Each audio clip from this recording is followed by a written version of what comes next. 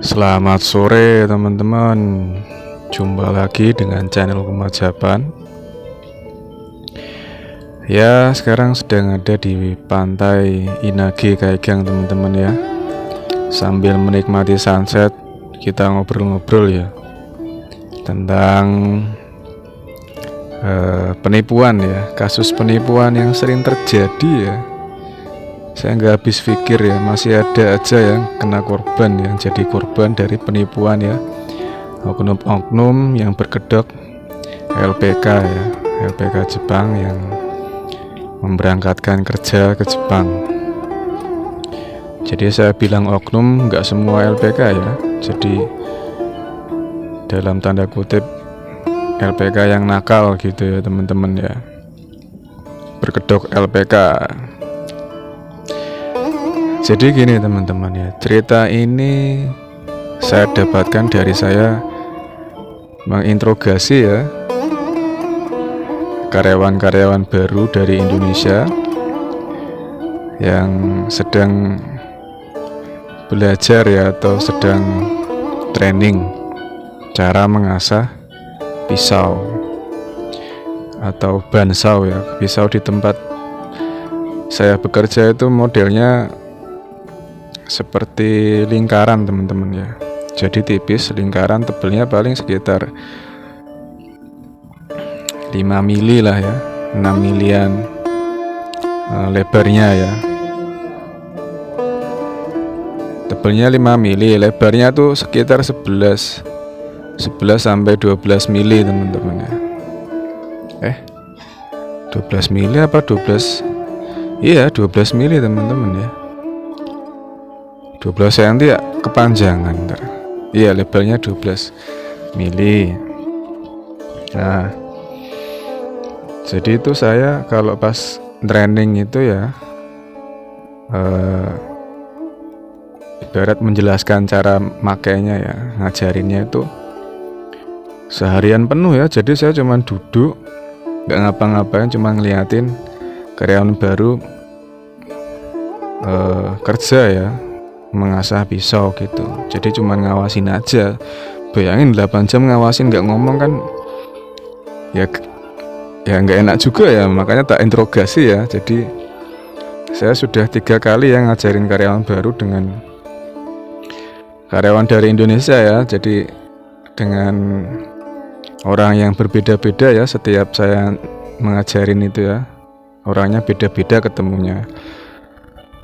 Ya tak tanya satu-satu ya. Kalau yang pertama itu dia daftarnya mandiri ya teman-teman ya. Jadi sebelumnya karena sudah pernah magang Kensuse, jadi pas nyoba visa Tokotegino dia sudah tahu ya channel ngelamarnya ya, apply-nya ya. Jadi nggak kena tipu ya sama LPK. Cuma ya itu kisahnya sedih ya. Jadi pas mau berangkat dilalah kok malah istrinya meninggal dunia teman-teman ya. Anaknya masih kecil lagi ya, umuran kelas 1 SD lah pokoknya. Pas mau berangkat itu, jadi udah lulus visa, pas mau berangkat ya, pas mau terbang seminggu apa 2 minggu sebelum terbang itu istrinya meninggal teman-teman. Itu gimana coba kalau sampai yang jadi teman saya itu ya, bingung kan mau berangkat apa enggak gitu. Cuma ya teman saya pakai logika ya, kalau saya nggak berangkat ke Jepang, kalau di Indonesia nganggur ya malah tambah nyusahin gitu ya. Udah mah sedih malah nganggur ya tambah susah teman-teman. Makanya ya akhirnya tetap berangkat. Anaknya diasuh sama orang tuanya ya, sama mertuanya kalau nggak salah. Iya, sama mertuanya. Ya sama kayak istri sama anak saya ya, tinggal di tempat mertua teman-teman, di kampung ya. Kalau di kampung kan lebih adem ayem teman-teman. Harga-harga murah ya. Kalau sampean meskipun saya misalkan bisa aja anak istri ke Jepang ya, misalkan kelak saya misal kerja visa engineering kan bisa bawa anak istri ya. Ya nggak saya bawa, orang biaya hidup di Jepang itu mahal teman-teman ya. Kalau sampean bawa anak istri kan otomatis sampean cari kontrakan sendiri kan. Itu buat sewa kontrakannya aja udah biaya jaminannya ya. Itu sekitar 25 sampai 30 juta teman-teman. Jaminan sampean tuh ngontrak di situ loh. Jadi suatu saat kalau sampean sudah selesai ya dibalikin uang jaminannya, dikurangin sama biaya perawatan gitu. Namanya kalau di Jepang itu atamaking.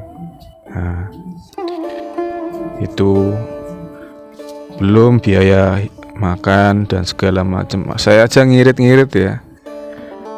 Paling ngirit aja itu masih kena 2 juta teman-teman sebulan. Itu aja udah ngirit, bela-belain puasa ya. 3 hari nggak makan ya. Lah sampai kalau bawa istri bawa anak ya, tiap hari makan, belum nanti istri anak sampean ya, istri sampean kena nenking ya, ditariin uang pensiun. Pokoknya banyak biaya hidup di Jepang tuh teman-teman. Udah paling bener tuh anak istri di kampung udah, kalau menurut saya teman-teman, tapi terserah sampean ya. Nah itu teman-teman ya, takdir tuh kita nggak pernah tahu. Sampean sekarang masih hidup, 2 detik kemudian ya bisa meninggal ya. Makanya ya selalu menyadari ya, setiap momen, setiap detik, momen sekarang gitu. Nggak usah sampean muluk-muluk merencanakan kehidupan di masa depan ya, khawatir besok gimana, takut nanti kejadian ini kejadian. Lawang sampean sekarang lagi duduk santai di rumah kok bisa pikirannya kemana-mana, nakutin sesuatu yang belum terjadi. Yaitu penyakit kita itu teman-teman ya, sering mengkhawatirkan sesuatu yang belum terjadi. Hati-hati sama penyakit kayak gitu teman-teman ya. Sampai nggak akan bisa hidup damai kalau seperti itu. Terus kalau masa lalu sampean sesali terus ya, sedih masa lalu, orang masa lalu sudah berlalu ya sudah, nggak usah diingat-ingat. Terima, lepaskan, sadari, biar masa lalunya berlalu. Kalau memang di masa lalu kita berbuat salah ya sadari kalau kita salah. Kedepannya selanjutnya jangan diulangi lagi kan gitu. Jadi selalu syukuri apa yang ada di momen sekarang, setiap detiknya. Jadi kalau suatu waktu kita nyawanya sudah habis, waktunya sudah habis, ya kita tenang, nggak megang apa-apa, nggak melekat pada apa-apa. Jadinya ya meninggalnya tenang. Kalau orang Islam bilang ya husnul khotimah kan gitu. Terus yang kedua teman-teman ya, teman saya yang kedua itu ya sama, karena sudah pernah magang, jadi dia sempat lewat LPK yang kemarin tak ceritain itu loh. Karena dia sudah pernah magang jadi tahu ya. Dan dulu magangnya juga ilegal ya, jadi LPK-nya itu pakai visa wisata teman-teman. Sampean hati-hati. Kalau kerja cuma 3 bulan, kemungkinan sampean dipakaikan visa wisata. Jadi di sana ya sampean wisata bukan kerja.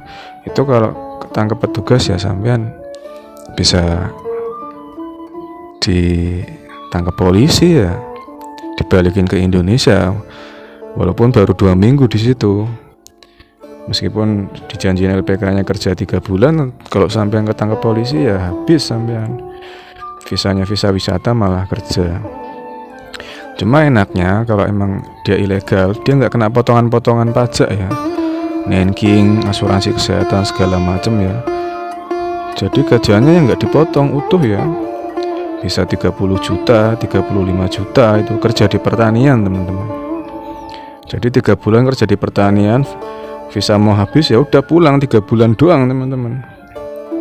Kena tipu sama LPK-nya dulu pas magang, makanya pas dia kerja lagi di LPK visa Tokutegino ya dia nggak kena tipu. Soalnya pas di wawancara TSK teman saya ditanya, sampean bayar nggak di TSK di LPK? Iya bayar. Loh kalau sampean tetap bayar ya udah sampean gagal interviewnya. Tapi kalau sampean mau lanjut kerja di sini ya nggak usah bayar, nggak usah dihubungin LPK-nya, katanya gitu. Ya udah, dia nggak ngubungi LPK-nya ya. Jadi cuma ya masih terus diteleponin ya, diteror ya, di chat. Bayar, mana bayar? Dia suruh bayar berapa ya? 15 juta kalau nggak salah, teman-teman. Mas sama dia nggak dibayar-bayar, ya orangnya udah kerja di sini udah 3 bulanan. Udah dibiarin aja, emang betul kayak gitu. LPK yang cuma mencari keuntungan ya alias menipu, lebih baik gitu, tidak usah digubris. Kalau dia neror nanya-nanya ya udah biarin aja, kalau nggak diblokir gitu. Itu yang kedua ya. Nah yang ketiga ini teman-teman ya, yang kasihan teman-teman, dan ini kok masih sering ada aja yang kejadian seperti ini. Jadi dia ini orang Jawa teman-teman, Jawanya daerah Ngapak ya. Ikut LPK, kebetulan dia lulusan, jadi belum pernah ke Jepang.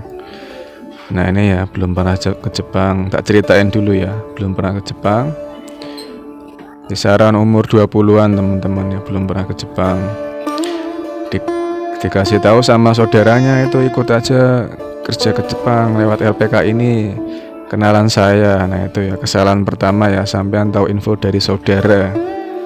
Jadi kalau sampean mau kabur dari LPK itu nggak enak sama saudara sampean kayak gitu ya. Lebih baik sampean cari sendiri di internet atau di mana tuh yang LPK-nya tuh nggak tahu lokasi tempat tinggal sampean, maksudnya jauh lah ya.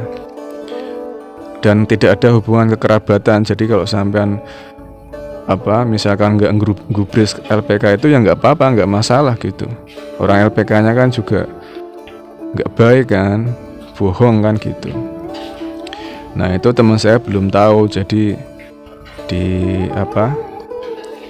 tawarin sama saudaranya, ceritanya ini ya, ditawarin sama saudaranya itu ikut LPK aja, nanti belajar di situ.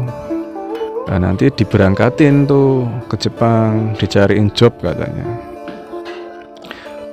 Toko Tegino, visa kerja bukan magang katanya.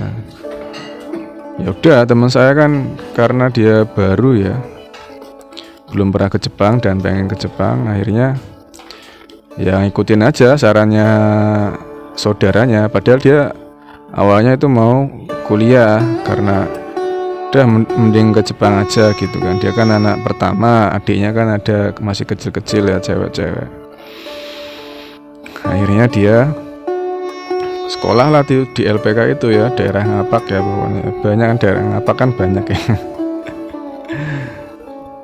Belajar di LPK itu tuh bayar teman-teman. Jadi biaya belajarnya itu 2.800.000 ya selama 2 bulan teman-teman. Itu biaya belajarnya doang ya. Jadi 2 bulan tuh tinggal di LPK ya, kayak nginep gitu ya. Nah biaya makan ya cari sendiri teman-teman. Pokoknya kata dia tuh total habis 5 juta sama biaya makan selama 2 bulan tuh 3 juta. Jadi makan sendiri 2.800.000 tuh belum sama makan teman-teman. Ya itu buat belajar CFT Basic sama SSW kan. Nah, dilalah dia lulus teman-teman tuh. Pas lulus dapatlah job di tempat saya bekerja ya, di Aeon, pengolahan makanan. Sama LPK-nya ditawarin dia mau, tapi ini kalau misalkan udah keterima bayarnya 25 juta teman-teman. Bayangin, 25 juta kalau lulus, bayar 25 juta, dicicil kalau sudah kerja. Terus biaya dia tes itu ya, kalau misalkan mau Toko Tegino kan harus tes CFT SSW ya. Itu belum sama biaya tesnya teman-teman. Tes ya dia tes sendiri, pergi ke Jogja tes, bayar sendiri. Loh bayangin coba. Itu sebenarnya dia tuh sama kayak mandiri, cuma disuruh bayar 25 juta coba. Ke Jogja tes sendiri 2 kali kan, CFT sama SSW. bolak-balik tes, bayar sendiri, ngurus-ngurus kayak MCU, visa dan lain-lain ya sendiri teman-teman. Ke Jakarta ngurus visa, di Kuningan ya sendiri, naik bis terus nginep di rumah saudaranya di Jakarta. Itu 25 juta belum sama itu semua. Jadi 25 juta tuh kayak uang ngasih info job doang, udah gitu doang. Kayak saya nih teman-teman ada job di Ayon Ciba nih, udah sampean coba tes, dan nanti kalau lu sampean bayar ke saya 25 juta. Cia, apa nggak cepet kaya kayak gitu teman-teman. Cuma kayak itu teman-teman ya, setiap apa yang kita tanam ya nanti kita tuai. Kalau kita ngambil hak milik orang lain ya suatu saat ya milik kita diambil ya, entah itu sampean ngasihnya secara sukarela atau mau dikasih secara paksa gitu, alias diambil entah itu lewat kesehatan ataupun kehilangan materi dan lain-lain gitu. Karena yang maha welas asih kan juga maha menghitung teman-teman ya. Jadi karena yang maha welas asih itu sayang sama kita, makanya kita neracanya tuh dibuat nol. Misalkan kita pernah ngambil hak milik orang lain, suatu saat kita juga diambil gitu, entah kita mau ngasih sukarela atau diambil secara paksa. Biar apa, nanti misalkan waktu kita sudah habis di dunia ini itu nggak melekat gitu ya masalah duniawi gitu teman-teman. Duniawi yang nggak jauh-jauh dari uang, dari harta benda segala macam yang ada di dunia ini teman-teman ya. Entah tubuh fisik ini sampai masih melekat ya, membangga-banggakan fisik atau membangga-banggakan pikiran ya, kalau sampean pinter, atau membangga-banggakan identitas, derajat ya, kekuasaan ya, suatu itu semua kan hanya sementara teman-teman. Nah, kalau kita masih melekat sama itu ya yang ada ya penderitaan teman-teman ya, penderitaan yang tiada akhir ya, seperti Tipatkai yang selalu reinkarnasi ya untuk merasakan neraka, yang nerakanya yang ya di kehidupan dunia ini teman-teman ya, sengsara ya karena cinta seperti itu. Karena Tipatkai tidak mau menyadari ya rasa sengsaranya itu ya, jadi cuman diabaikan terus, jadi selalu melarikan diri ya dari kenyataan. Penderitaan kan kenyataan teman-teman ya, jadi selalu mencari wanita terus ya, akhirnya ya jatuh cinta tapi selalu disakiti gitu ya. Jadi kata-katanya kan cinta penderitaannya tiada pernah berakhir kan gitu teman-teman. Ya itu seperti itu teman-teman ya. Jadi kasihan gitu teman-teman ya. Itu ibarat ya, teman saya itu Tokote Gino Mandiri cuman masih bayar gitu ya. Kasihan teman-teman. Harusnya bayarnya 2.600.000 ya. Bayar biaya-biaya itu ya, ujian CFT, SSW sampai ngurus visa tuh sekitar 2.600.000 teman-teman. Lah ini masih harus bayar lagi 25 juta. Kasihannya gini teman-teman ya, sampai di Jepang dia harus masih bayar uang untuk bayar hutangnya itu ya ke saudaranya ya, Pak D-nya, yang harusnya bisa ditabung malah harus bayar utang. Dan itu masih 3 bulan kerja tuh baru kebayar 13 juta, masih sisanya tuh masih belum kebayar teman-teman. Mungkin butuh 3-4 bulan lagi teman-teman ya, itu pun udah ngirit-ngirit makannya gitu. Nah dari sini ya, dari cerita ini tuh saya mau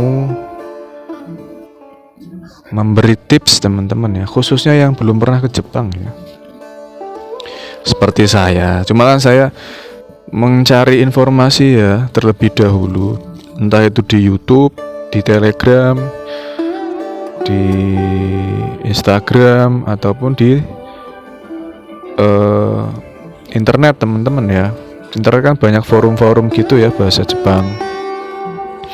Facebook tentang bahasa Jepang pun ada teman-teman ya. Perkumpulan orang-orang yang bekerja di Jepang ada. ikatan alumni pekerja Jepang ya ada model-modelan yang kayak gitu. Ya kita tanya-tanya dulu ya. Jadi tips pertama ya teman-teman ya, sebelum berangkat ke Jepang, sampean cari dulu ya informasi yang banyak tentang apa sih visa Tokote Gino itu, apa sih visa kerja mandiri, apakah dia harus lewat LPK gitu, apakah bisa apply sendiri, seperti itu teman-teman. Sampean cari channel-channel YouTube yang menjelaskan tentang ini banyak ya, selain channel YouTube saya ini ya, Kuma Japan, banyak. Karena kalau yang belum pernah ke Jepang biasanya tuh jadi sasaran empuk teman-teman ya. Target empuk oknum-oknum ya yang mengaku sebagai LPK, berkedok LPK atau berkedok perorangan gitu teman-teman ya, yang bisa memberangkatkan kerja ke Jepang. Khususnya ya buat teman-teman yang belum pernah ke Jepang, saya sarankan cari informasi yang banyak di YouTube, di internet tentang visa Tokote Gino mandiri. Karena visa ini tuh nggak harus lewat LPK teman-teman, sampai langsung apply ke TSK-nya bisa lewat agennya yang ada akun Facebooknya. Sampean tinggal tanya-tanya aja, tesnya kan cuma interview doang teman-teman ya. Bisa lewat Zoom, bisa lewat Microsoft Teams ya, jadi aplikasi untuk interview ya secara online. Bahkan teman saya ada yang apply langsung ke perusahaannya teman-teman ya, engineering, malah visa engineering, karena dia sarjana jadi bisa visa engineering walaupun cuman pakai N4 ya, yang penting sampean ada ijazah S1, JLPT nya N4 bisa ya, itu via email malah teman-teman. Jadi dikasih tahu temennya dia ya, sama temennya dikasih tahu coba email aja ke perusahaan ini. Jadi tempat wisata teman-teman ya, hotel gitu ya, tempat wisata ada buat ski juga. Jadi di daerah pegunungan kalau musim dingin gini ya saljunya tebel teman-teman, minus dia suhunya, cuma dia ya betah. Itu lewat email teman-teman ya, visa engineering. Jadi dogma-dogma ya, anggapan-anggapan bahwa kerja ke Jepang itu harus lewat LPK itu sampean jangan telan mentah-mentah ya. Banyak cara untuk bisa bekerja di Jepang. Kayak teman saya lewat email bisa, ada yang mandiri lewat TSK-nya langsung hubungin perwakilannya, kan ada Facebooknya itu, tinggal tanya-tanya aja. Yang penting sampean ada sertifikat JFT sama SSW-nya udah. Jadi kita tuh nggak perlu bayar lagi banyak puluhan juta itu loh teman-teman tuh. Terus teman saya kan kaget. Nah ini yang pertama ya. Jadi untuk teman-teman yang belum pernah ke Jepang, belum pernah magang, pokoknya newcomer ya seperti saya, banyakin cari informasi di YouTube, internet, Instagram ataupun Telegram. Sampai bisa join grup Telegram tuh yang ada di deskripsi ya, video saya yang cara kerja ke Jepang itu ya gratis. Udah gabung aja di Telegram itu, sampean tanya-tanya. Jadi nggak kena tipu sampean puluhan juta, lumayan itu ya buat beli cilok berkarung-karung teman-teman ya.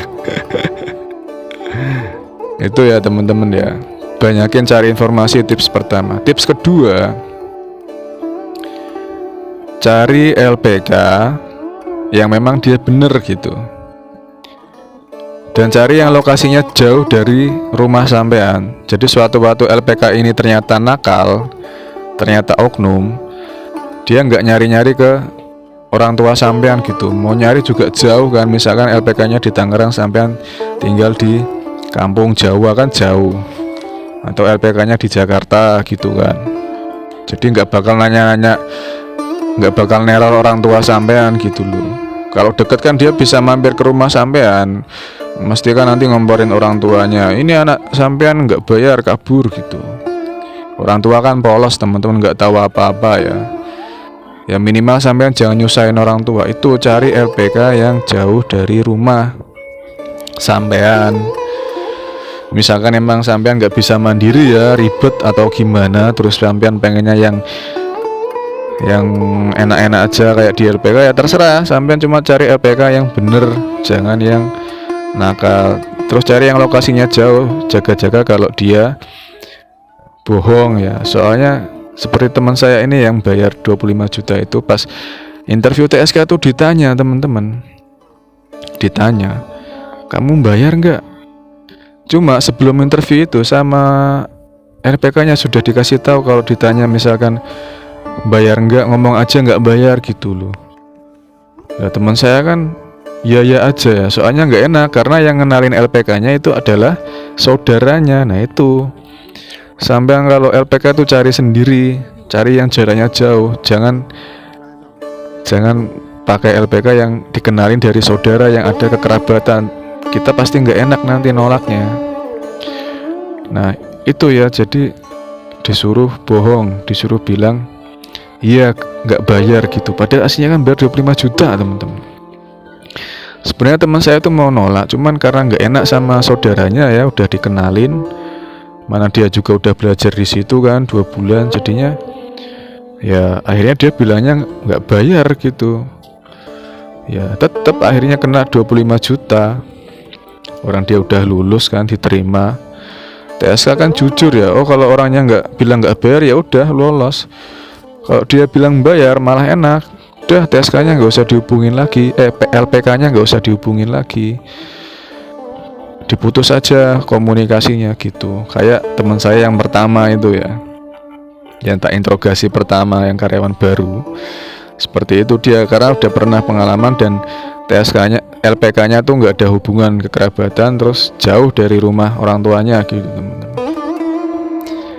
Itu ya yang kedua, cari itu LPK itu yang bener, terus yang jauh dari rumah orang tua sampean. Jadi kalau sampean tahu LPK ini bohong, pas interview sampean bilang bayar, ditarikin uang, terus sampean kan akhirnya nggak menghubungin LPK ini kan, sampean tinggalkan aja. Pasti kan LPK-nya nanya-nanya, udah lulus kok nggak bayar sampean gitu kan, pasti kan gitu kan. Nah itu jaga-jaga biar nggak nanya ke orang tua sampean gitu, nggak nyusahin orang tua. Kasihan orang sudah tua, orang tua kan udah tua, jangan sampean tambahin beban gitu ya. Kalau diteror sama LPK bodong kan kasihan orang tuanya. Terus yang ketiga teman-teman ya, kalau LPK-nya sudah bilang, kalau pas interview ditanya bayar apa enggak, bilang enggak bayar, itu langsung sampean iyain aja. Cuma nanti pas interview sampean bilang bayar gitu, iya saya ditarikin uang gini. Nah itu nanti supaya sampean tuh sama TSK-nya tuh tetap lolos interview, tapi nanti sampean bisa putus hubungan sama LPK-nya gitu. Jadi mending jujur sampean daripada bohong, sampean tetap bayar uang gitu. Jujur aja. Jadi sampean bisa lost contact sama LPK-nya meskipun sampean diteror. Kalau misalkan nerornya udah keterlaluan, tinggal ganti nomor HP udah gitu, gampang. Itu yang ketiga ya. Terus yang keempat, misalkan sampean lewat LPK ya, terus kok dimintain ijazah, jangan mau, karena pasti nanti ijazah sampean buat jaminan untuk membayar uang. Misalkan uangnya yang diminta 25 juta ya sampean bayar dulu sampai lunas, baru ijazah bisa dikasih gitu. Itu teman-teman ya, tips nomor 4, kalau diminta ijazah jangan mau. Misalkan sampean memang maunya lewat LPK ya gitu. Terus apa lagi teman-teman ya, ini soalnya apa ya, parah teman-teman ya. Kita tuh udah kayak kasus teman saya kan, udah ngurus-ngurus sendiri masih diminta 25 juta kan, terlalu parah teman-teman. Gimana negara kita mau maju ya kalau bangsanya sendiri, warga negaranya sendiri mentalnya seperti ini teman-teman, mental miskin ya. Mintain uang orang miskin, maksudnya orang kita kan orang miskin ya, jujur aja ya, maksudnya kita ke Jepang kan karena memang untuk mendapatkan penghasilan ya, karena ekonomi di Indonesia juga nggak stabil ya. itu masih dimintain uang, kan sama kayak koruptor teman-teman ya. Puluhan juta lagi 25 juta. Ini orang-orang yang bermental miskin teman-teman ya. Dia masih takut nggak kebagian rezeki ya dari Yang Maha Welas Asih. Artinya mereka yang masih nggak sadar teman-teman, yang nggak menyadari bahwa Yang Maha Kaya itu ada di dalam diri. Akhirnya mereka ini ya, oknum-oknum ini harus menipu orang lain ya dengan berbohong ya. Akhirnya memintai sejumlah uang puluhan juta rupiah. Ya kita nggak usah respon kita, ya udah, misalkan teman-teman yang udah kena tipu kayak gitu ya udah disadari rasa kecewanya ya. Nanti ketika kecewa itu berlalu, apa yang diambil dari sampean nanti pasti akan diganti sama Yang Maha Welas Asih. Uang sampean yang 25 juta itu pasti nanti diganti, jangan khawatir, harus yakin. Dan kita pun nggak usah menghakimi ya yang nipu itu ya, biarin aja, karena ada hukum sebab akibat. Neraca semesta tuh pasti presisi ya, ada kredit ada debit, jadi neracanya tuh pasti nanti dibikin nol ya, karena Yang Maha Welas Asih sayang sama kita, biar kita tuh bisa sadar gitu loh, bahwa materi seperti uang itu tuh nggak abadi, sementara. Jadi jangan melekat sama uang. Seperti itu teman-teman ya. Yaitu ya 4 tips teman-teman ya, supaya kita tuh tidak menjadi sasaran empuk atau target empuk ya dari oknum-oknum yang berkedok sebagai LPK yang bisa memberangkatkan kerja ke Jepang.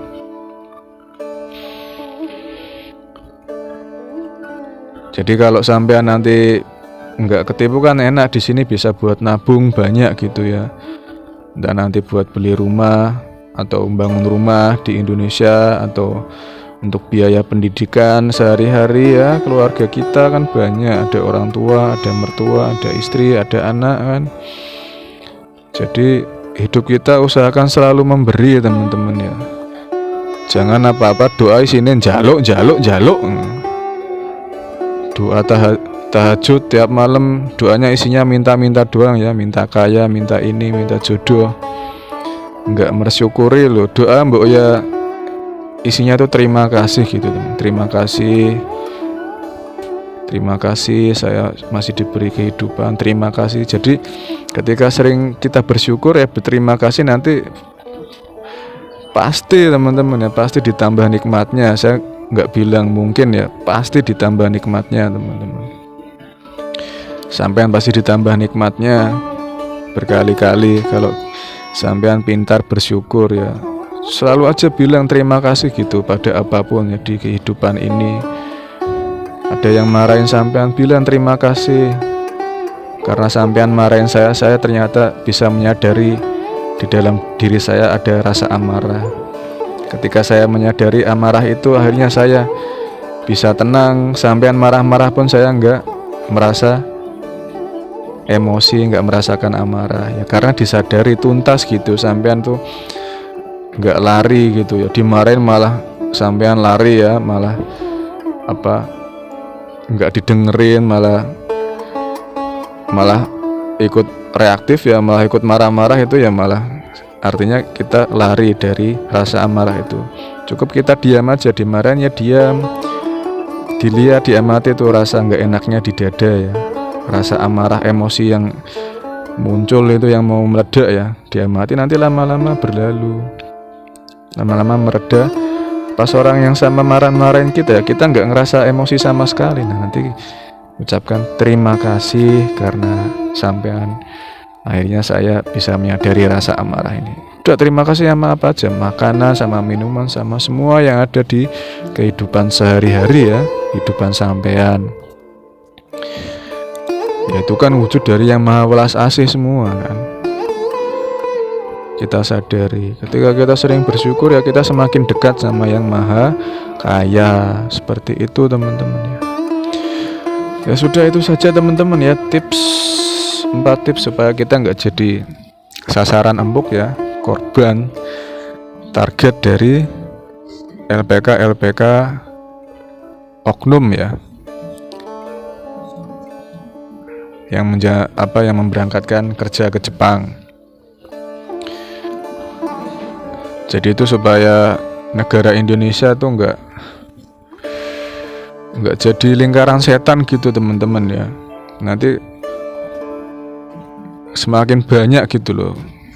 Harapan saya teman-teman, kalau misalkan sekiranya informasi dari saya bermanfaat, di-share sebanyak-banyaknya ya, ke entah itu sampean share ke WhatsApp atau ke media sosial ya. Jadi supaya banyak orang tuh yang mau kerja ke Jepang tahu gitu. Jadi nggak kena tipu terus, khususnya teman-teman yang belum pernah ke Jepang ya, terus domisilinya daerah kampung ya, jadi minim informasi gitu. Kalau yang di kota biasanya banyak dapat informasi ya. Sebenarnya sih informasi udah banyak di YouTube ya, mau di kampung mau di kota. Cuman ini sampean share aja sebanyak-banyaknya biar orang-orang yang mau kerja ke Jepang tuh tahu gitu. Jadi nggak kena tipu, kasihan teman-teman. 25 juta tuh bisa buat cilok sampean bisa traktir cilok ya sekecamatan kali ya teman-teman. Udah itu aja teman-teman ya, semoga informasi ini bermanfaat. Semoga teman-teman sekeluarga ya selalu sehat, bahagia, damai, sejahtera selalu. Hidupnya adem, ayem, tentrem, gemah ripa lo jinawi, amin.